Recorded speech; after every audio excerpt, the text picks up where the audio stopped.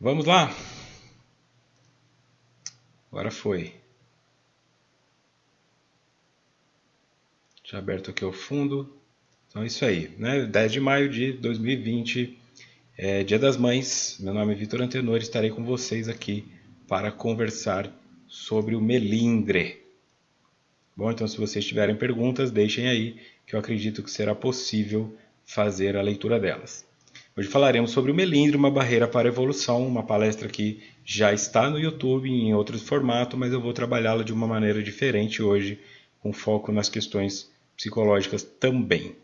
Então, para dar seguimento aí, né, sem maiores delongas, felizmente não vai dar para fazer uma abertura maior, eu já deixo aqui o meu agradecimento também à Débora e a todos e todas vocês do Grupo Fraterno Seara do Bem pelo convite.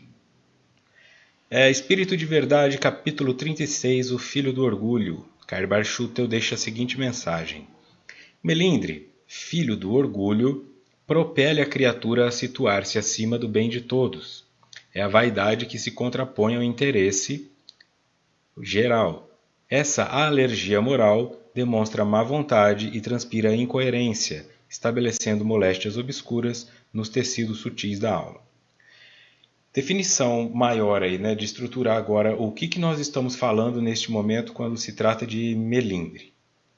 Conversar sobre melindre implica a capacidade que o indivíduo tem de sentir-se ou não sentir-se ofendido diante de determinadas situações. Tá? Portanto, o ponto que estamos trabalhando hoje é o quanto você se ofende com as coisas que te são ditas. Por que é tão difícil receber feedbacks, sejam eles positivos ou negativos, e por que, na maioria das vezes, nós nos estruturamos como pessoas que já estão prontas e quando alguém vem nos mostrar alguma coisa a nosso respeito, aonde poderíamos melhorar, nos sentimos ofendidos. Tá legal? Então, se alguém puder deixando comentários aí, eu agradeço para eu ter certeza que está fluindo bem a live nesse momento, porque até agora eu não tenho feedback de vocês. Este comentário do Karbar coloca o seguinte: o melindre, segundo ele, se origina do orgulho e propele a criatura a situar-se acima do bem de todos. Tá? Então acaba sendo uma força propulsora que nos coloca no movimento de nos acharmos melhores do que os outros, acima. É a vaidade que se contrapõe ao interesse geral. Aqui ele já pontua duas coisas que nós estamos sempre trabalhando na questão da reforma íntima: orgulho e vaidade. Essa alergia moral demonstra má vontade e transpira incoerência, estabelecendo moléstias obscuras nos tecidos sutis da alma. Uma mensagem importante deste início. Por que eu devo lutar contra o melindre? Justamente porque o melindre irá me adoecer. Eu devo evitar a qualquer custo compreender, entender este processo, evitar a qualquer custo os reflexos que isso possa ter na minha saúde mental, para que eu não venha a adoecer. E naturalmente, quando eu estou movimentado por situações de orgulho e de vaidade, eu tendo também a adoecer as pessoas que estão perto de mim, né? Próximas a mim de alguma maneira. Então eu vou abrir aqui, deixa eu ver como está funcionando a live aí para vocês, para ler os comentários. Bom, então aí agora funcionou. Aí, beleza. Ok. Fica mais tranquilo agora. Obrigado aí, Débora, pela paciência também. É a questão técnica, né? Porque hoje, agora há pouco, eu fiz uma live no Instagram de uma outra página e aí vai confundindo um pouco as coisas. Estava tudo configurado e na última hora eu tive que mudar a configuração aqui. Então, eu assumo a responsabilidade pelo problema que aconteceu. Seguindo nas obras póstumas, na primeira parte, O Egoísmo e o Orgulho, Allan Kardec diz o seguinte, então, nas obras póstumas, quando se observa o posicionamento de Allan Kardec com relação a isso, também é vinculado o egoísmo e o orgulho como estas ferramentas, como estes objetos de construção. Tá? Então, beleza, deu certo aqui, eu vou fechar para ter acesso. O egoísmo, por sua vez, se origina do orgulho. Voltemos aqui, então, em Karbar, que diz que o melindre é filho do orgulho. E aí Kardec vem e diz que o egoísmo se origina do orgulho. Uma coisa correlata com a outra, porque nós precisamos sempre buscar coerência. No slide anterior nós vimos que a falta de coerência acaba sendo uma consequência deste comportamento. A exaltação da personalidade leva o homem a considerar-se acima dos outros, julgando-se com direitos superiores. Melindra-se com o que quer que, a seu ver, constitua ofensa a seus direitos. Os dois conversam a mesma linguagem, tá legal? Ó, ele se coloca acima dos outros em Karbar, e depois o Kardec coloca que o indivíduo melindrado julga-se com direitos superiores, e tudo isto parte do seu egoísmo, que parte do seu orgulho. Melindra-se com o que quer que, a seu ver, constitua ofensa a seus direitos. Por que aqui é importante? Porque não há uma regra específica para o melindre em todas as pessoas. Se eu pegasse um estilingue e atirasse uma pedra em alguém, todas as pessoas sentiriam dores, a menos que a pessoa tivesse alguma disfunção que a impeça de sentir dor. Agora, o melindre não. O importante é, eu não posso olhar para uma pessoa e imaginar que ela não vai se melindrar com aquilo, porque eu não me melindraria. Esse é o ponto central daqui, da discussão, do reflexo disso tudo. Eu não me melindro com algo, então eu imagino, como que uma pessoa vai sofrer disso? Você que é assertivo, você que é assertiva. As pessoas que chegam direto, você está num local e aí alguém te oferece um negócio e você fala, não, eu não como isso. E o outro pensa, nossa, mas eu cozinhei isso aqui para você e você vai fazer desfeita. E tem outro que pensa, ai meu Deus, eu odeio azeitona e colocaram azeitona no risoto, mas eu vou comer para não fazer desfeita. Este que come para não fazer desfeita é uma pessoa que você automaticamente já identifica que se melindra com facilidade. Porque por uma questão de projeção, tudo aquilo que eu faço para o outro normalmente diz respeito ao que eu quero que façam para mim. E o que eu não faço é o que eu não quero que façam para mim. A pessoa que tem dificuldade de falar não, ela é uma pessoa que tem dificuldade de ouvir não. Neste movimento eu identifico. Quando eu não quero comer alguma coisa e eu vou à casa de uma pessoa e a pessoa fez aquela coisa, não tem problema, não precisa ficar constrangido, mas isso vai se estendendo a outras áreas da vida. Pode chegar até a adoecimento na questão do relacionamento, do matrimônio. Existem esposas e maridos que se colocam em posição de ter relação mesmo sem ter vontade, porque a pessoa vai achar que eu não gosto dela, ou faz uma viagem, mas não está a fim de ir. Paga uma viagem para a pessoa para ir para a praia, certo? Mas a pessoa não gosta de praia, gosta de campo. E aí todo mundo está falando, poxa, mas você ganhou uma viagem lá para Trancoso e você vai rejeitar isso, mas eu não gosto. Aí nós ficamos assim. Agora traz isso para uma escala menor.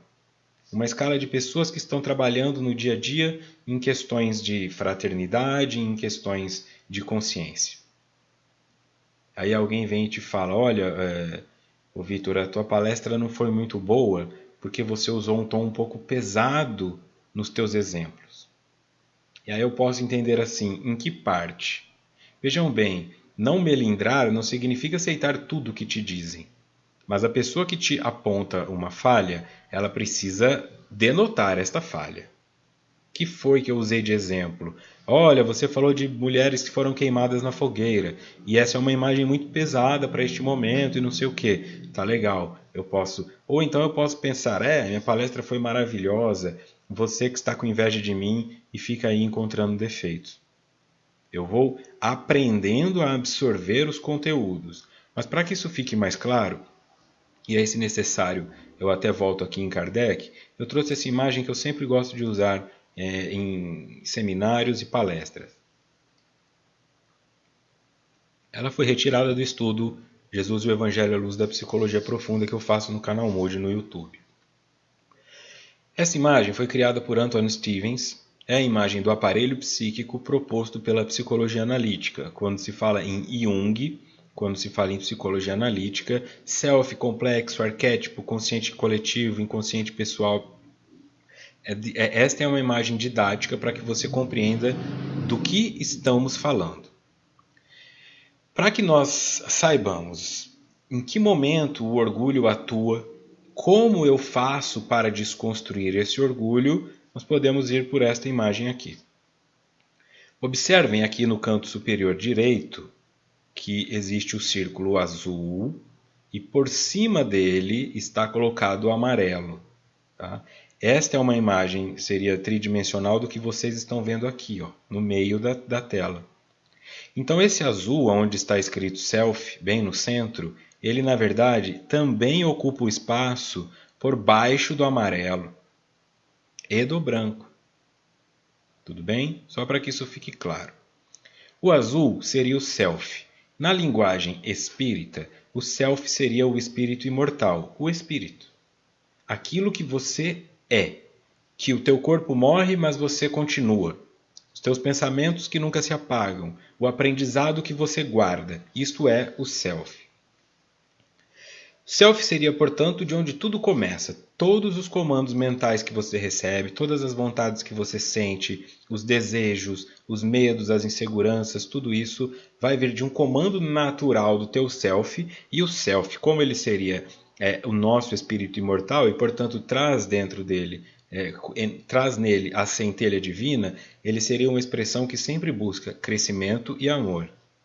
O Self sempre busca crescimento e amor. Se o Self sempre busca crescimento e amor, por que é que de vez em quando eu cometo erros então? Por que eu não dou conta de perdoar? Por que eu uso droga? Por que eu traio? Por que eu engano? Por que eu me engano? E é que nós vamos entendendo este processo. Aqui, nesta linha branca, que está por fora, é o ego. O ego não é só esta bolinha cinza que está aqui em cima, tá legal? O ego é esta linha branca toda, que circula a amarela. O ego é o consciente. Portanto, imagine assim, você é tudo isso aqui. Este círculo todo é você. O que você sabe de si é esta parte branca apenas. Tá legal? Quando se fala, a ponta de um iceberg, o ser humano não usa totalmente o cérebro, as capacidades do espírito, algumas coisas ficam adormecidas, é disso que nós estamos falando. Então, o que você sabe de si é esta linha branca. O que você é, mas não sabe ainda, é da amarela até o Self. Tudo que está dentro da linha branca, tá, é o que você não sabe a seu respeito. Vamos lá. O Self, então, aqui você tem um eixo ego-self, tá? Esta barra branca que vai do Self até o ego é o chamado eixo ego-self. O Self emite um comando, que é um comando de crescimento e amor. Para chegar até o seu consciente, porque tudo isso aqui dentro é inconsciente, para chegar até o seu consciente, ele sofre ruídos. Essa comunicação sofre ruídos, porque ela vai bater e passar e se contaminar e se impregnar do que tem nas definições dos nossos arquétipos e dos complexos que nós criamos. Então isso vai ficar muito claro. Eu sei que pode parecer difícil para quem está entrando em contato a primeira vez, mas depois que você entendeu isso aqui, a tua vida vai ficar muito mais fácil no que diz respeito a lidar com orgulho, melindre, vaidade ou qualquer outra coisa que esteja atrasando o teu processo evolutivo. Arquétipo. Quando se pensa em imagens primordiais, hoje é Dia das Mães, então nós podemos pensar o que é o arquétipo materno. Arquétipo seria uma imagem primordial, alguma coisa que se formou e que com o tempo ela foi sendo nutrida e foi se mantendo no inconsciente das pessoas. Nós temos, portanto, olha aqui na imagem, o inconsciente coletivo, que é o que está dentro deste azul e por baixo de tudo, e o inconsciente pessoal, que é o amarelo. Então, o azul, que é tudo isso, é o inconsciente coletivo. No momento em que nós nascemos, nós já estamos absorvendo o inconsciente coletivo. Imagine que o inconsciente coletivo é um sinal contínuo de Wi-Fi, ou você imersa dentro de uma piscina. Você está ali. Aquilo tudo te afeta de uma forma ou de outra, mesmo que você não veja. Por isso que a criação e a parte social é importante na compreensão do que é um ser humano. Se você nasce lá no Oriente Médio, dentro de uma construção muçulmana, onde a mulher tem um papel X, é uma coisa. Se você nasce lá em San Marino, é outra. Na China, outra ainda. E mesmo dentro de um mesmo país, como o Brasil, que é um país muito grandioso, você vai ter pessoas mais liberais, mais conservadoras, você vai ter católicos, protestantes, espíritas, taoístas, ateístas. E aí o indivíduo que nasce naquele contexto tende a absorver um pouco mais daquilo. Eu crio, portanto, dentro do inconsciente coletivo, arquétipos. Todo mundo sabe que é aquilo, mas ninguém necessariamente questiona. Vamos entender o arquétipo materno. Quando falamos que uma mulher é uma boa mãe, o que queremos dizer? O que define se você é uma boa mãe? O que define se a tua mãe foi boa? É dar todos os presentes que o filho quer? Aí vão dizer, não, ela não é uma mãe boa porque ela mima o filho. É não dar nada que o filho quer? Aí ela não é uma mãe boa porque ela é rígida com o filho. Então o que é uma mãe boa? É uma que sai às 7 da manhã e volta às 11 da noite para que o filho possa estudar? Não, esta é ausente. É uma que fica o dia inteiro em casa? Não, esta não dá espaço para que o filho fique sem ela. Não. Todo mundo fica falando assim, é uma boa mãe, é uma boa mãe. No Dia das Mães, todas as mães são maravilhosas. No resto do dia, nem tanto. Né? Você sabe que tem aquelas pessoas que não conversam com a mãe, brigam com a mãe, vão postar foto no Dia das Mães em redes sociais, tem que pegar fotos de 10 anos atrás, porque há 10 anos não tira mais fotos com a mãe. Tá? Só fazendo média mesmo. Mãe é o arquétipo. Se eu compreendo uma mulher que não tinha condições de ter um filho, porque é viciada, porque é doente, porque tem problemas psicológicos, e ela tem o filho, pega esse bebê e coloca na porta de um orfanato, isto é uma boa mãe? Dentro da ótica filosófica, sim. Porque reconhecendo que não poderia dar conta do filho, ela o entregou. Mas por que então ela não bateu na porta? Porque ela tinha a vergonha dela de estar desistindo de um filho. Isso é do ego dela. Mas para aquela criança, ela foi uma boa mãe, na perspectiva dela. Se ela tivesse ficado com a criança, provavelmente a criança passaria por abusos, por violência, a mãe sumiria porque está usando droga e coisas desse tipo. No momento em que nós nos conectamos com a realidade daquele evento, o arquétipo se estabelece. Então fica um monte de mulher de 19, 20, 25 anos que vão ser mãe a primeira vez e estão morrendo de medo porque acham que não serão boas mães e ninguém fala para elas assim, o que é ser mãe boa de verdade? Isso é um arquétipo. Você vai ter arquétipo do que é ser homem. Olha, o cara chorou no filme da Frozen. Lá, chorou no filme Frozen. Ah, isso não é homem. O que é ser homem? É dar conta de trocar lâmpada e arrumar motor de carro? Isto é ser homem? Então, quando uma mulher faz isso, ela é homem? Quando um homem não faz isso, ele é mulher? Nós ficamos presos a esses arquétipos porque eles estão no inconsciente coletivo. Automaticamente, quando você vê uma pessoa fazendo algo que para você é feminino, você imagina que ela tá, isso é coisa de mulher ou isso é coisa de homem, quando a realidade é que não há uma estrutura montada real para isso. Uma mulher pode trocar a resistência de um chuveiro, uma mulher pode consertar o motor de um carro, dirigir um caminhão, e um homem pode ficar o dia inteiro em casa fazendo serviços da casa. Não tem uma função que é da mulher e uma função que é do homem. Mas os arquétipos se estabeleceram ali. Tudo bem? Compreendendo que é arquétipo que está no inconsciente coletivo, imagina que o teu self emite uma mensagem. A mensagem é: eu sou um homem e eu gosto de uma mulher. O self diz, fale que gosta dela. Para chegar nisso, ele passa pelo meu arquétipo. Se o meu arquétipo nessa construção do inconsciente coletivo absorveu que o homem tem que ser forte e ele não pode ficar indo atrás de mulher, eu não consigo ir. Eu estou jogando bola. Ela viu que eu estou jogando bola, aí eu começo a chutar mais forte, eu começo a gritar mais. Eu vou fazendo um movimento para que ela perceba que eu existo, para que ela se aproxime de mim, pura e simplesmente porque eu acho que se eu chegar nela e falar eu gosto de você, eu estarei sendo fraco, eu correrei risco de tomar um fora, e isto é humilhante para a construção que eu fiz do que é ser homem. Por isso é um ruído na comunicação. Isto é o orgulho atuando, a vaidade atuando. Ela é baseada em como você se moldou como ser no mundo.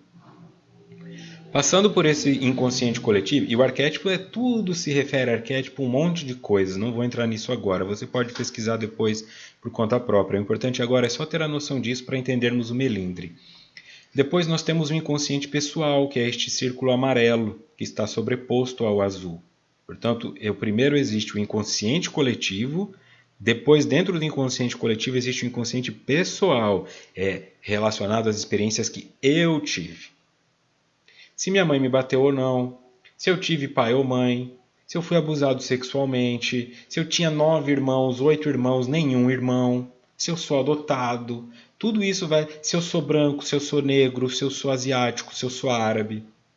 Tudo isso vai determinar o que eu me construo como ser no mundo, as dificuldades que eu vou passar. Como eu vou entender essa percepção? Se você nasce com a pele negra em Angola, é diferente de você nascer negro em Berlim. Você vai sofrer mais preconceitos provavelmente nascendo na Alemanha porque você é diferenciado. Da mesma maneira, se você nasce caucasiano em Angola, você também vai chamar mais atenção do que se você nascesse negro. Então, não é a cor da pele em si que vai determinar a experiência do indivíduo. É o local onde ele está inserido e o inconsciente coletivo que se formou naquele local. Isso vai determinar se a tua experiência é mais fácil ou mais difícil. Fica claro? Nascer mulher na Flórida, tudo bem. Agora, é uma experiência X. Nascer mulher no Iraque, nascer mulher na Arábia Saudita, é outra experiência. Mas é o mesmo fenômeno. Duas mulheres em experiências completamente distintas. Tudo bem até aqui? Legal, obrigado pelos comentários.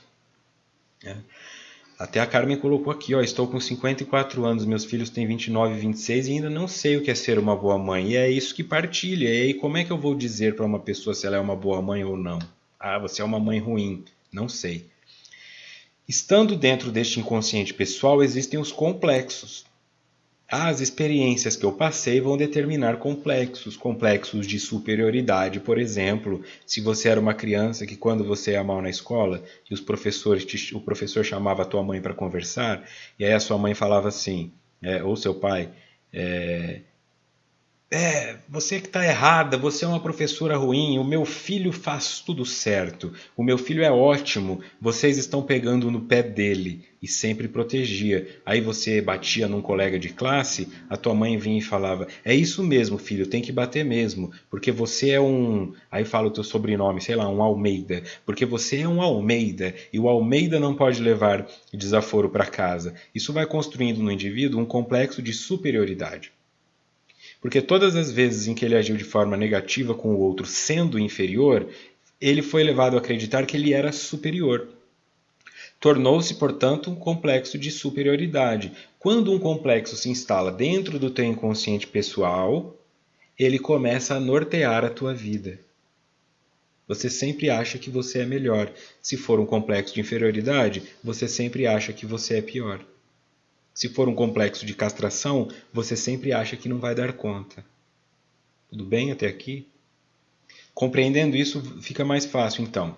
O self emite um comando, este comando deveria ir direto ao ego, mas ele passa pelos arquétipos, pelos complexos e chega distorcido. Então você ouve, eu não presto para nada, eu nunca vou dar conta, imagina que eu consigo. Aí vem um dirigente e fala para você, ô fulana, vem fazer uma palestra, imagina, eu não consigo fazer palestra, eu não vou dar conta, eu vou morrer lá na frente. Calma. Aí você respira e pensa pela lógica. Quando você senta na mesa de um barzinho para conversar com os teus amigos, ou quando vai fazer um evangelho no lar na tua casa, você consegue falar 40 minutos. Você tem assunto para falar 2, 3 horas com a tua comadre, com o teu compadre. Por que quando você tem que chegar lá na frente e falar para outros seres humanos, 40 minutos parece que vai ser o fim do mundo? Porque existe algo dentro de você que te bloqueia isto. E isto é referenciado pelos teus medos, os teus sentimentos de impotência, em razão do teu orgulho e da tua vaidade que dizem, imagina, vão me julgar. E qual é o problema de te julgarem? É que isto te afeta. Você não quer passar pelo julgamento. A maioria das vezes, o indivíduo que não quer passar pelo julgamento é o que mais julga. Fala mal de todo mundo. Você vai ter pessoas que falam assim: ah, não gostei dessa palestra, eu acho que ele não. Ah, não gostei daquela música. Ah, não gostei de tal coisa. Aí você fala: vai lá e faz você então. Não, eu não tenho tempo para isso. É uma percepção. Eu preciso compreender. A minha estrutura psicológica, ela existe. Nada é caos. Essa imagem didática que eu mostrei aqui para vocês é estrutura para você. Olha só como funciona. Tem uma lógica por detrás de cada comportamento seu. Tem algo que valida os teus sentimentos. Não é aleatório. Dei azar de sentir tristeza. Dei azar de sentir dor. Opa, fui sortudo de ser feliz. Não, são construções aonde você vai entender o que significa na prática psicológica a lei de causa e efeito. Quando se diz que todo efeito tem uma causa, o sentimento é um efeito, a emoção é um efeito, portanto também deve ter uma causa. Como parte de dentro de você, a causa tem que ser você. É o melindre que vai te dizer assim: a causa é o outro. Tá bom? Tudo bem aqui essa imagem? Qual seria o objetivo, então, dos indivíduos que estudam o Espiritismo? Olha, eu quero chegar nos mundos superiores. Eu quero virar um espírito angelical. Como seria um espírito angelical na prática aqui, ó? Quando esta linha branca, que é a do ego, fica claro isso, que é o que você sabe de você, chegar até o self. Quando você souber tudo de você, quando não tiver mais o amarelo, o laranja, quando não tiver mais a bolinha branca, quando a linha branca tocar o self, tudo isso aqui for branco, significa que você tornou-se consciente completamente de você, que não existem mais processos inconscientes te movimentando, que você assumiu responsabilidade por todos os teus atos, porque não existe mais sombra em você. Sombra é o que eu não posso ver, portanto é inconsciente. Se é consciente, já não é mais sombra, é luz. Por isso o ego, quando se fala que nós temos que nos libertar do ego, é porque nós temos que virar self. O self tem que englobar tudo isso aqui. O ego tem que desaparecer, porque o ego são pequenos fragmentos que eu pego de mim e eu acho que eu sou melhor que aquilo, que o outro por causa daquilo. É um pequeno fragmento de pensar, poxa, o indivíduo, nasci com 1,90 m, sou melhor do que os caras que nasceram com 1,70 m. Opa, nasci com os olhos azuis, sou melhor do que o nasceu com o olho castanho. Por conta daquilo ele acha, tá me dando fora, mas na verdade... Não, e na verdade é isso, ele não tem estrutura para lidar com aquilo. Não consegue aceitar que talvez não seja bom o suficiente. E quando recebe uma negativa da vida, melindra. Como assim? Fui lá com um currículo maravilhoso e não me aceitaram. O entrevistador deve ter ficado ameaçado com o meu talento. E às vezes não. Às vezes antes de você ver uma pessoa que talvez não tivesse o mesmo currículo que você, mas que fosse mais carismática, que demonstrava trabalhar melhor em equipe. A realidade é que talvez você não foi suficiente e só. Mas o melindre vai te fazer acreditar que não, que os outros é que estão com inveja de você e não estão aceitando o seu crescimento. E aí nós vamos então para o livro Transição Planetária, capítulo 9, Desafios Existenciais. O Manuel Filomeno de Miranda traz assim, ó. Ninguém pode permitir-se o luxo desditoso de recuperar débitos morais e espirituais colocando-se em posição de vítima, que nunca existe. Porquanto, se tal houvesse, deparar-nos-íamos com lamentáveis falhas dos códigos da justiça divina. Manuel Filomeno diz que não existe a posição de vítima neste processo. Eu não posso me permitir ao luxo de recuperar débitos morais e espirituais colocando-me na posição de vítima. E nós fazemos isso com frequência. Se você tem redes sociais, você vai perceber isso com clareza. É o indivíduo que posta assim: uma cerveja, um cigarro, ou um churrasco todo gordurento e escreve, porque eu mereço. Né? Trabalhei a semana toda, eu mereço. Ele já justifica, puxa, gastou R$ 120 numa barca de sushi, tá postando para os outros e ao mesmo tempo sentindo culpa e orgulho daquilo e uma vergonha, põe, eu mereço. Merece o quê? Merece o quê? Uma salva de palmas porque foi para o trabalho que você buscou? Uma salva de palmas porque cuidou dos filhos que você teve? Nós fazemos essas escolhas. Sou eu que vou até uma empresa e peço o emprego. Aí eles me dão o emprego e eu mentalmente, pela questão do orgulho e da vaidade, fico colocando a mim mesmo como se eu fosse um Messias. Um mártir. Olha como eu sofro, trabalhei a semana inteira, eu mereço uma cerveja. O que significa isso? Absolutamente nada, mas é a mesma coisa que eu vou projetar em nível espiritual. Aí o indivíduo vai colocar nas orações, porque eu não fumo, eu não bebo, eu não falo palavrões, eu tenho todas as coisas certas, então eu mereço a saúde, eu mereço a felicidade. Aí ele vai no médico e descobre que está com câncer. Aí ele pensa, não é possível. Eu não mereço isso. Olha o quanto nós fazemos. Eu não mereço. Eu sou uma pessoa boa, eu não mereço ser traído. Eu fiz tudo por ela. Eu fui uma pessoa maravilhosa. Como ela me traiu, eu não mereço isso. Neste momento em que nós falamos eu mereço ou eu não mereço, em ambos nós estamos nos colocando na posição de vítima. Ou eu mereço porque eu sofri o suficiente para aquilo, mas quem sou eu para determinar o que é sofrimento? Ou eu não mereço porque eu fui bom o suficiente para não merecer aquilo. E quem sou eu para determinar o que é bondade? E quem sou eu para determinar que os diagnósticos de doenças são necessariamente punições? Punições. Mais de um ano trabalhando em hospital, o que eu vi, um dos setores que eu trabalhava era o Instituto do Coração. O pessoal fazer cateterismo, sabe? Colocar stent. E aí eu tinha que ir lá conversar como psicólogo com as pessoas antes dos exames, porque existe uma chance de morrer durante o exame e o indivíduo fica assustado.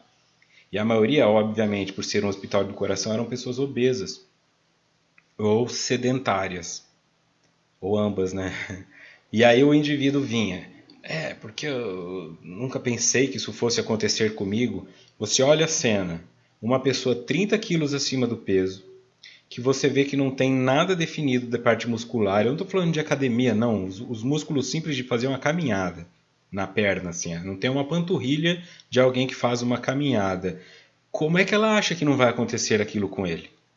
E como que é a sua alimentação? Eu gosto bastante de churrasco, porque eu venho de uma família não sei o quê. Aí ele vai se estruturando, aí de repente o coração pifa, ele entra em choque. Alguns, daqui 2, 3 meses, voltavam para a UTI e não saíam mais, porque não mudavam os comportamentos. Outros, depois de 3, 4 meses, apareciam lá 15 quilos mais magros. Quer dizer, a angina, a dor ali que ele teve no coração e o exame que ele fez que mostrou que ele já estava entupindo suas artérias, deu um susto nele. O que era para ser ruim, que é um diagnóstico médico, você pode ter o teu coração parando a qualquer momento, na verdade era uma coisa boa. Do indivíduo conseguiu absorver daquilo e pensar, então eu vou melhorar a minha qualidade de vida. Este não melindrou. Ele não se ofendeu com o diagnóstico médico. Ele foi lá e fez alguma coisa de melhor para si mesmo.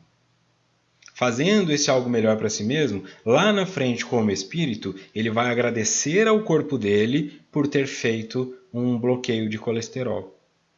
Olha, se não fosse aquilo, eu teria continuado comendo compulsivamente, eu não daria valor em nada e eu comecei a perceber outras coisas na vida. Aí a pessoa vai ficando magra, ela vai cuidando da saúde, ela come outras coisas, uma coisa leva a outra. Ela conhece novos métodos. Fica claro isso? Então, como colocou a Sandra aqui, ou então porque eu, justo eu, e por que não você? A Débora diz, não merecemos nada, nem Deus, nem o universo, nem ninguém nos deve nada. Simplesmente questão de causa e efeito. Isso pode ser angustiante para os vítimas ou libertador para os não vítimas. É justiça. É aquela mesma coisa que dizem assim, eu não estou entrando aqui em discussões sociais, tá legal? Eu sei que existem abusos em todas as áreas de autoridade, mas eu trago um exemplo simplesmente prático. Por que que o indivíduo tem medo de polícia? Porque faz algo errado. Tirando a polícia, que tem ordens para prender coisas por injustiça, mas é o que eu estou dizendo. Por que que a pessoa está andando na rua e assusta com um policial que está só lá na praça? Provavelmente ela está carregando alguma coisa no bolso que não deveria ou fez algo que não deveria. Agora, a justiça humana falha. A justiça humana encontra dificuldades, mas a justiça divina não. Portanto, a expressão é justo. Tudo o que acontece conosco é justo. Quem reclama disso não reconhece a responsabilidade nas escolhas que fez. Quem agradece a isso tem que agradecer também quando os sentimentos negativos chegarem. Eu digo negativo porque causa sofrimento, mas não necessariamente é ruim. Fica claro? Para uma pessoa que faz uso de cocaína, usar a cocaína é bom. Ela tem prazer. Mas é bom? Não é bom. Um remédio que você vai tomar para dor, uma injeção que você toma para dor, que a criança fica desesperada gritando, ela é ruim para a criança, mas é bom. Fica claro isso? Desconstrua a parte do arquétipo. Do que é ser homem, do que é ser mulher, do que é ser mãe, pai, filho, do que é ser bem-sucedido, do que é ser fracassado, é desconectar-se de tudo. Porque assim você vai conseguindo entender o meandro do teu orgulho. E já foi dito anteriormente, é do orgulho que nasce todos os problemas que nós temos que enfrentar aqui. O egoísmo, o melindre e tudo mais.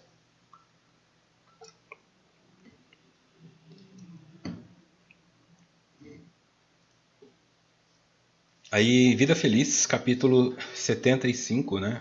É 5 ou 3 aqui, a visão já não é tão boa. 75, Joana de Ângeles diz: não vale a pena melindrar-se remoendo insatisfação. Toda marcha está sujeita a tropeços e dificuldades que constituem desafio e emolução para o avanço. Tu cresces em razão das lutas que enfrentas. Joana de Ângeles entra nessa coisa. Joana de Ângeles é assertiva. Tá? Tu cresces em razão das lutas que enfrentas. Aí o Anderson Borne coloca aqui no chat. Somos responsáveis pelos próprios atos. E aí, por que eu não cresço então? Porque eu estou fugindo da luta. E o que é fugir da luta?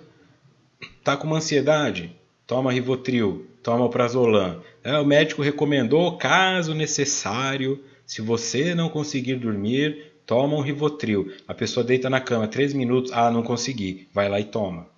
Foge da insônia, foge da solidão. Eu estou solitário, vai atrás de prostituição. Então estou solitário, vou me cercar de amigos que não valem nada, que não acrescentam nada para mim, só para não me sentir sozinho.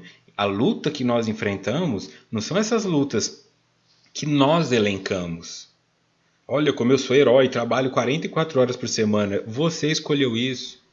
As necessidades do dinheiro fizeram isso com você.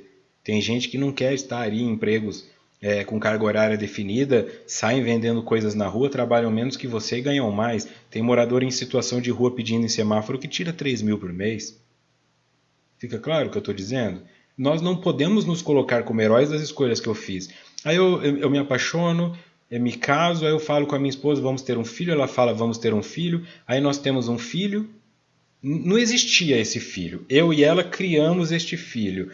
Aí o filho começa a dar trabalho, aí depois eu vou fazer testão do quanto eu sou guerreiro, do quanto eu sou herói, porque eu estou dando conta de cuidar de uma criança, mas ninguém me obrigou a tê-la. Ninguém chegou em mim e falou, joga essa criança. Foram escolhas que eu fiz. Então estas não são as verdadeiras lutas. Estas são apenas consequências das escolhas que fizemos. Fica claro? As verdadeiras lutas são aquelas que travamos contra os nossos processos inconscientes, contra estes arquétipos, quando você precisa demonstrar o que você considera fraqueza, mas que talvez seja força. Quando você está assistindo um filme que é emocionante, mas você não pode chorar e fica ali se contendo e aí tira uma lágrima assim escondido, por que você está lutando contra isso? Chora! Mas aí a pessoa vai pensar o quê? Que você chora? Mas eu não posso. Fica claro. Essa é a luta. É de ser o que somos. É de ser a expressão do self. Tá com vontade de mandar mensagem para a pessoa? Manda. Fica aí no celular esperando 12 horas alguém mandar mensagem para você porque você fala, se eu mandar primeiro eu sou fraco. Essa é a luta. Mas aí eu mando, a pessoa me ignora. Então em frente que a pessoa que você ama não te ama de volta. Aceita que o trabalho que você faz não é reconhecido pelo seu patrão.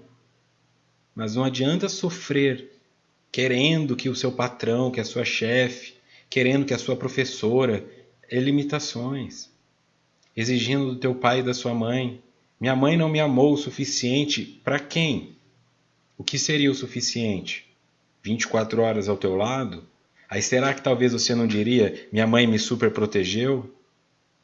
Não dá para saber. A única coisa que eu tenho real controle é do que eu sou, do que eu penso e do que eu sinto. Com relação ao outro, sou eu tentando ir controlá-lo, mas não passa de uma ilusão. Então, assumir a responsabilidade pelos atos e crescer, como Joana diz aqui, eu cresço em razão das lutas que enfrento. E não é encarar de frente. Enfrentar já é encarar. Encarar é cara a cara. Então não tem como encarar de frente. Encarar é encarar. Enfrentar é enfrentar. Não é de lado, não é de costas, não é bêbado, não é drogado, não é sonolento, não é... É de frente. É aceitar. Aceitar. Tá? Aceitar que talvez você seja racista. Aceitar que talvez você seja homofóbico. Aceitar que talvez você seja homossexual. E não consegue lidar com isso. As pessoas, não pode nem falar desses assuntos. E tem gente aí torturada, não pode viver um amor. Tem uma família linda, uma esposa linda, filhos lindos, mas internamente fantasia com outra pessoa do mesmo sexo. Porque não tem coragem de pelo menos olhar para isso e sofre. Pessoas que estão em casamentos sofrem, não tem mais nada de prazer na vida, mas ficam, não, eu tenho que fazer pelos filhos, o que vão pensar de mim, uma mulher separada, 30 anos casada, o que vão dizer, e meu pai, minha mãe, não é problema. Isso é você construindo, isto é do melindre. É o medo do que o outro vai pensar. Agora, se eu não dou conta de lidar com as sombras pesadas que estão em mim e não cresço, aí naturalmente tendo muita sombra para projetar, quando eu vou em algum lugar e a pessoa fala, vamos fazer um estudo espírita, católico, evangélico, vamos fazer um estudo aqui do evangelho, aí eu levanto a mão e faço um comentário. Aí o outro levanta a mão e fala, eu discordo de você. Naquela hora eu já penso, como assim discordou de mim? Cresce, né? Aí você fica, o importante é o debate, né? Não tem problema discordar de mim. Mas internamente está pegando fogo. Você é melindre. Por que a pessoa não pode discordar de você? E por que a pessoa discordando de você não pode ser alguém que já sabe mais que você e conseguiu um ponto de vista que você não tinha? Por que isso te ofende? Porque você não consegue enfrentar a tua luta. E às vezes a luta que você tem que enfrentar é com achar-se inteligente demais quando você não é. Achar-se talentoso, talentosa demais quando você não é. Achar que as pessoas te admiram e que você é bom naquilo quando não é. Não dá para entender isso aí? Eu tenho um amigo que conta piadas e ele acha engraçado, mas não é engraçado. A gente fala, não é engraçado. Ele acha que nós estamos pegando no pé dele, mas ele não é engraçado, ele é constrangedor. Mas ele continua achando que ele é engraçado, então ele se força a ser engraçado. E as pessoas vão se afastando dele. É aceitar, talvez você não seja tão bonita, tão bonito quanto você acha que é. Uma amiga minha falou, né? Eu não sei. Ela tinha instalado o Tinder. E aí ela falou assim, eu vou desinstalar esse Tinder, só homem feio vem atrás de mim? Aí eu pensei, por que os bonitos que ela considera bonitos não estão vindo? Aí eu perguntei pra ela, mas que homens feios são esses que estão vindo atrás de você? Só tem uns cara gordo, pobre. Aí eu pensei, né? Ela está 30 quilos acima do peso e ela não tem dinheiro. Ela é gorda e pobre.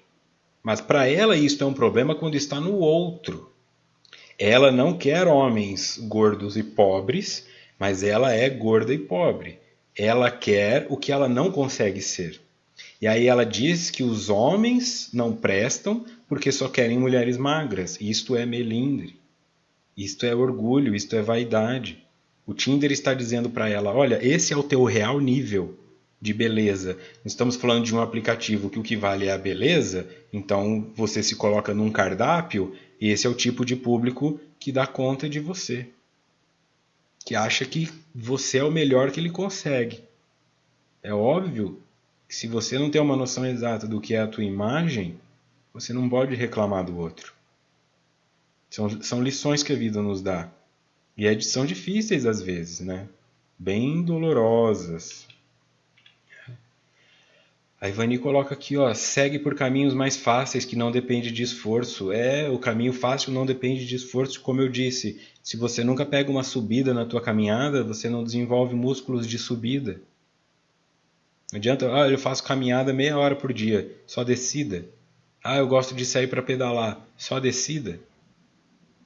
Em algum momento você tem que escolher a subida. Em algum momento você precisa escolher a porta estreita. Porque é isso que vai determinar o seu crescimento. E o melindre não te deixa, porque ele se ofende, ele fica chateado, fica triste. A Elizabeth Bonaldi coloca aqui, ó, projetamos a nossa imagem nos outros, é o tal do me vejo no que vejo. Eu preciso mudar o que eu sou se eu quero ver coisas mais bonitas.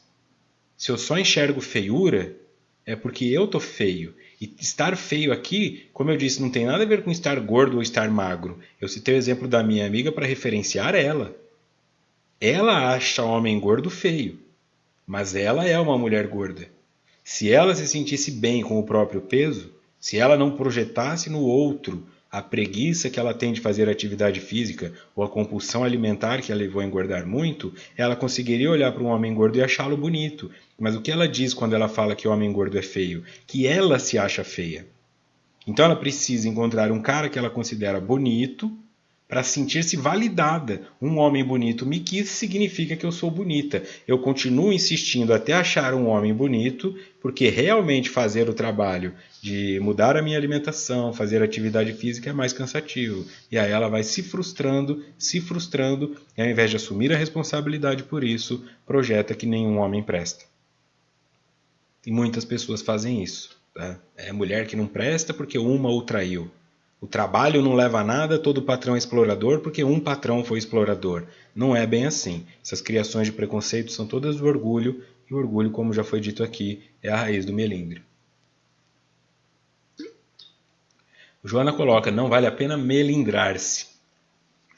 Remoendo insatisfação. Porque o melindrado, a melindrada, leva o desaforo para casa.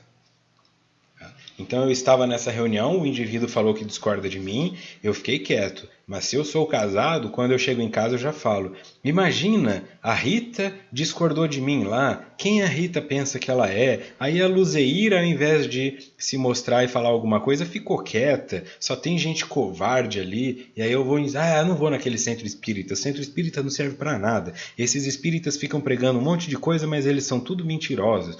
Aí a pessoa já acha até que Kardec é mentiroso, porque 3 pessoas da casa espírita dela discordaram dela. Uma escolheu não se posicionar. E aí ela joga tudo aquilo no ouvido da esposa.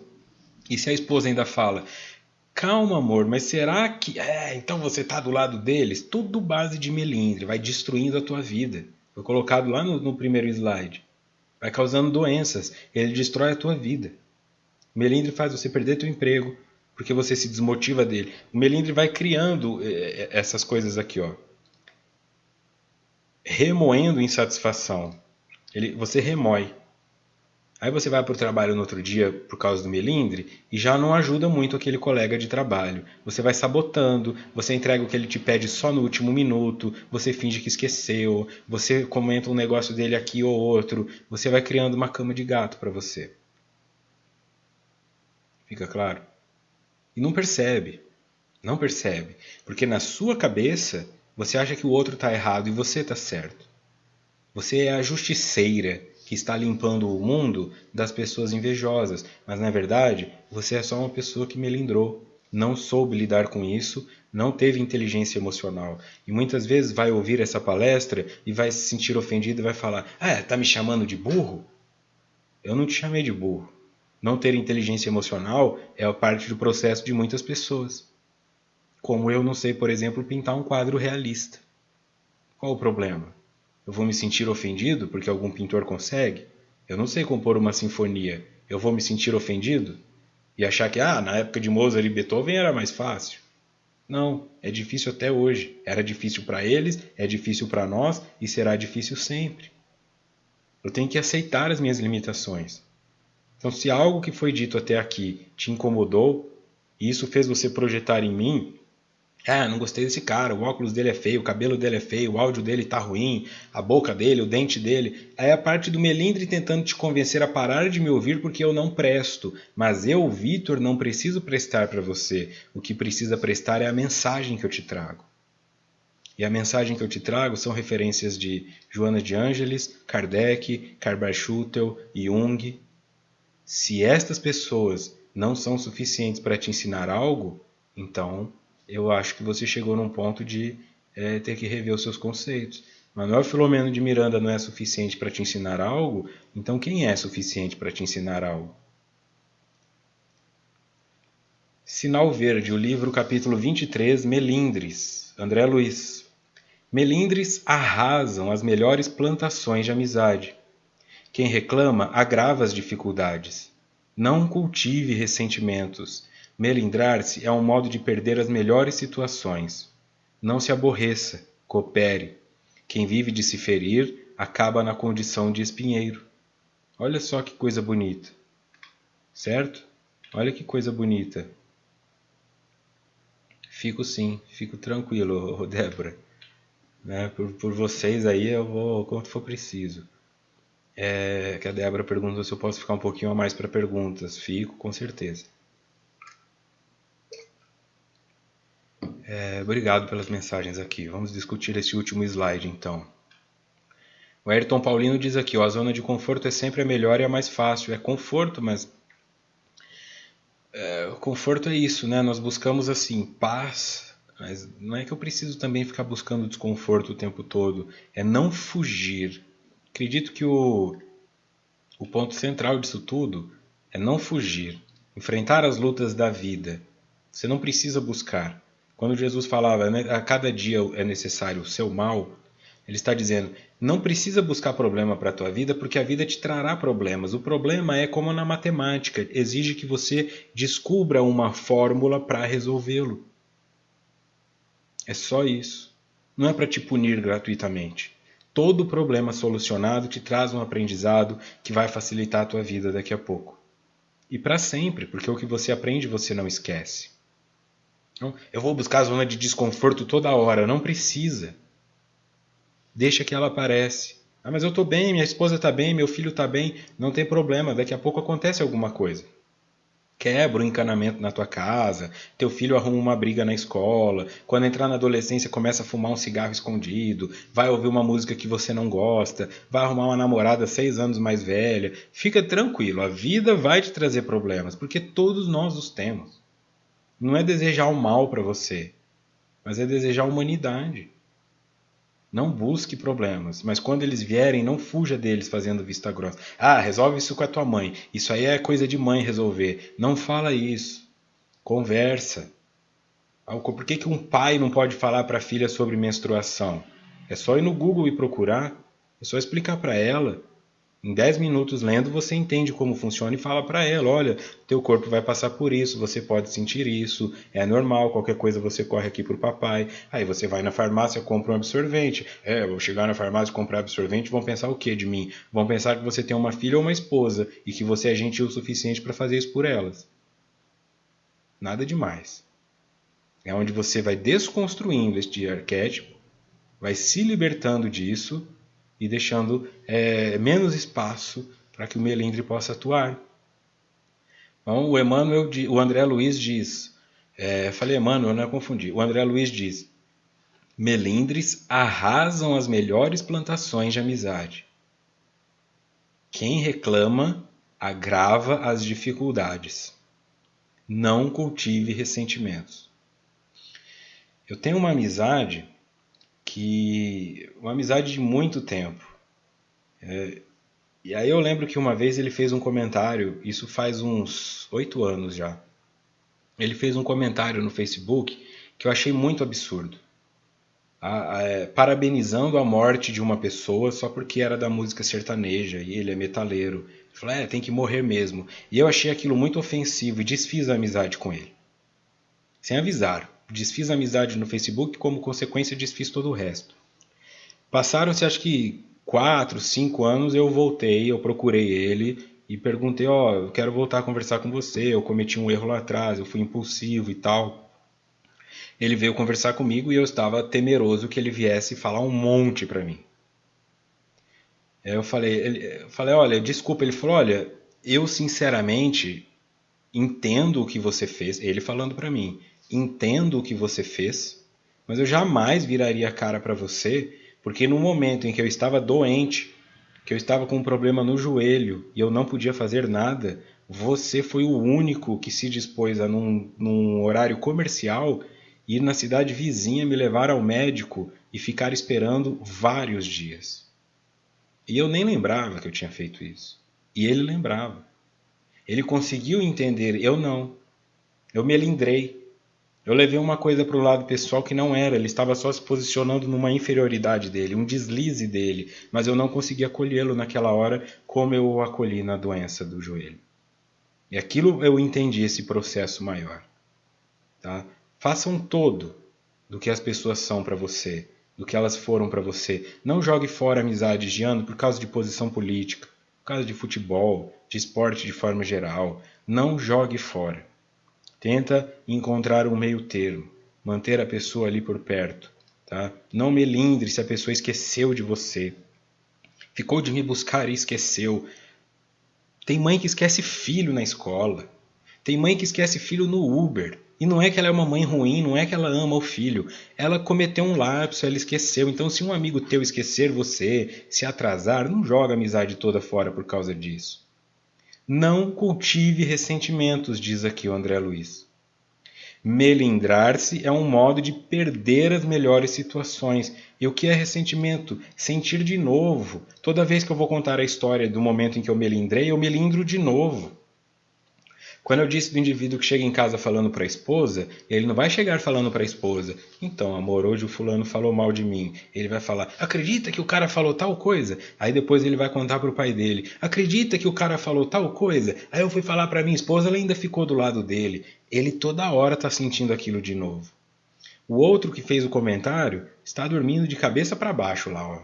Delícia. Já está no 8º nível do sono REM. E ele está ali ainda, remoendo, ressentindo, estragando a si mesmo e agredindo o ouvido das pessoas ao redor. Não se aborreça, coopere. Quem vive de se ferir, acaba na condição de espinheiro. É uma lição valiosa, muito positiva para quem teve ouvidos de ouvir e olhos de ver. Eu agradeço imensamente a oportunidade que foi dada de estar aqui trabalhando um tema tão importante, né, como a Rita colocou. Rita Khrushchevsky. É por aí, hein, Rita? Desculpa, mas se eu errei teu nome, né? Parabéns pela palestra e a Lu Ribeiro também, tema oportuno.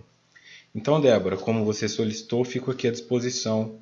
Caso alguém tenha perguntas ou você mesma queira fazer alguns comentários, tem algo que você queira que eu traga aqui para o ao vivo, fique à vontade.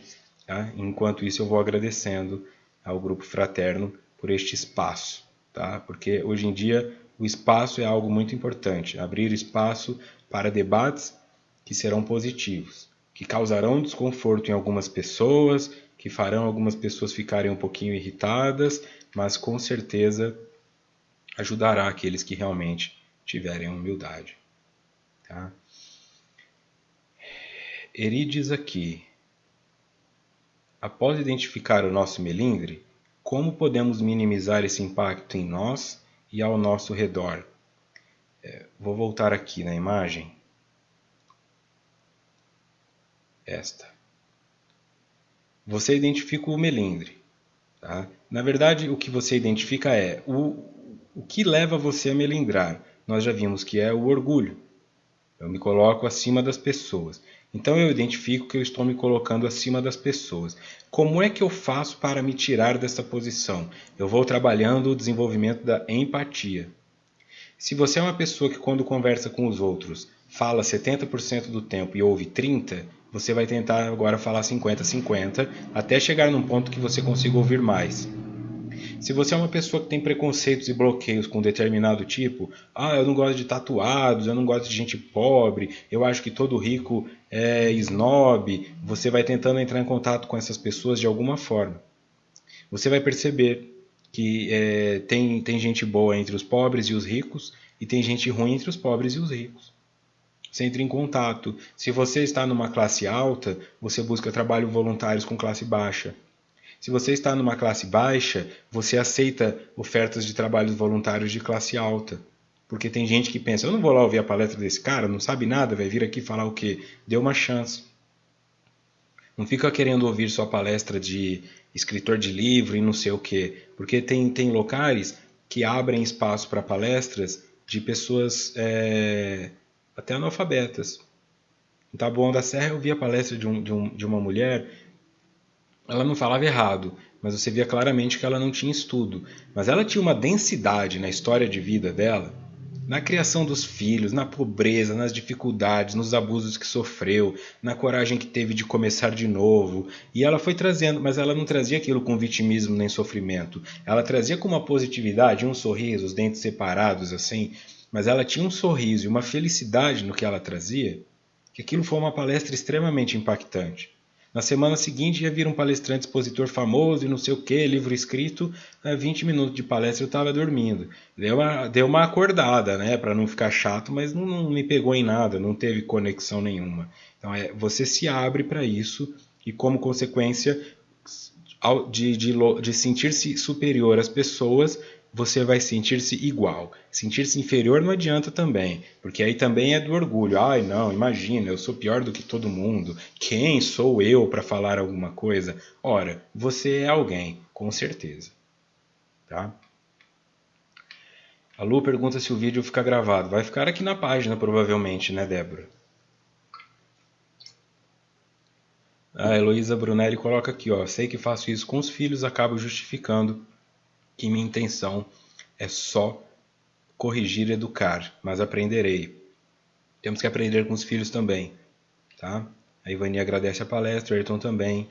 Eu agradeço mais uma vez. Fico muito feliz que tenha funcionado para vocês. Bom, andamos muito melindrados ultimamente, diz a Lu Ribeiro. A rave do melindre aqui da PAN. Bom, então é isso. Se tiverem mais perguntas, fiquem à vontade para deixar aí, senão eu encerro a live aqui para que o vídeo não fique tão extenso depois. Porque tem gente que fala, 1h10 de vídeo eu não vou ver não, imagina, eu quero ouvir conversa em 15 minutos e perde oportunidades valiosas. Ok? Vou ficar mais 1 minuto aqui, hein? Ó, a Carmen colocou, hoje eu aprendo mais com os filhos do que ensino. Né? Como tratar o melindre com os nossos pais? Nós não tratamos o outro, né? Quem trata o outro assim, até o psicólogo. No meu caso, até eu que sou psicólogo, eu não trato o outro. Eu sou tela projetiva para que o outro se trate. Eu dou feedbacks, devolutivas, mas quem se trata é sempre o indivíduo. Se eu deixo de ser uma pessoa melindrosa, naturalmente as pessoas ao meu redor começam a perceber a minha mudança. E nisso elas vão se sentindo ruins. Eu fazia uma piada antes, agora não se ofende, você vai ficando uma pessoa que acalma um pouco. Então, o cenário principal é, faça o seu trabalho primeiro e depois você vai conseguir acessar outras pessoas, porque elas te perceberão como um indivíduo, como uma pessoa mudada e farão esse movimento. Acontece muito de pessoas que assistem palestra e depois me procuram e falam, olha, Vitor, sua palestra foi linda, queria que o meu marido estivesse aqui. Mas era você que tinha que ouvir, não seu marido, senão é ele que estaria aqui. Isso é confiar também. A pessoa pensa, olha, ele falou, parecia o meu marido, mas dela não tem nada. Então, o que eu posso fazer é me tratar. E em me tratando, o outro me afeta menos. Até o melindre do outro me afeta menos, porque não tendo o melindre em mim, não tem sombra para projetar. Aí eu entendo que apenas o meu pai, minha mãe, o meu filho, ele ainda está no melindre, mas deixa ele. Eu vou tentando aos poucos, mostrando pelo exemplo que é o melhor caminho abrir mão do orgulho, mas quem vai decidir isso é a pessoa. E aí Elô pergunta aqui se silenciar até refletir vale. Tudo é equilíbrio. Falar demais e calar demais não são coisas positivas. Elas sempre referem fuga. Eu preciso também me manifestar. Equilíbrio. Por isso eu disse, se está em 70-30, vai a 50-50. Não adianta fingir falsa humildade agora falando amém para tudo, pedindo licença até para saco de lixo. Não, é se posicionar no mundo com os mesmos direitos. Nós somos diferentes. Eu sou mais inteligente que um, mas sou menos do que o outro. Eu sou mais hábil que um e menos do que a outra. Mas em termos de direitos e possibilidades de crescimento e submissão à lei de causa e efeito, o milionário e o miserável vão pagar pelos erros que cometeram devido à proporcionalidade de suas intenções e atos da mesma maneira. E aí não tem conta bancária, não tem cara bonitinha, cara feinha, é tudo igual. Quando eu compreendo isso, é que eu busco equilíbrio e é o equilíbrio que vai me curar. Ok? Beleza, Débora. Muito obrigado. Em outubro estarei aí, tá? A Débora pediu para eu avisar vocês. Era para ir agora dia 22 de maio, viajar para os Estados Unidos, mas em outubro estarei aí fazendo uma sequência de palestras por alguns estados e estarei aí na casa com vocês, revendo vocês para novas fotos, né? E novas conversas maravilhosas. Eu agradeço imensamente pelo convite, pela oportunidade, pela confiança, pelo espaço cedido aqui, sabe? Deixo boas reflexões, que tenhamos uma ótima semana, tá bom? Valeu então. Tchau, tchau. Um grande abraço e muita paz.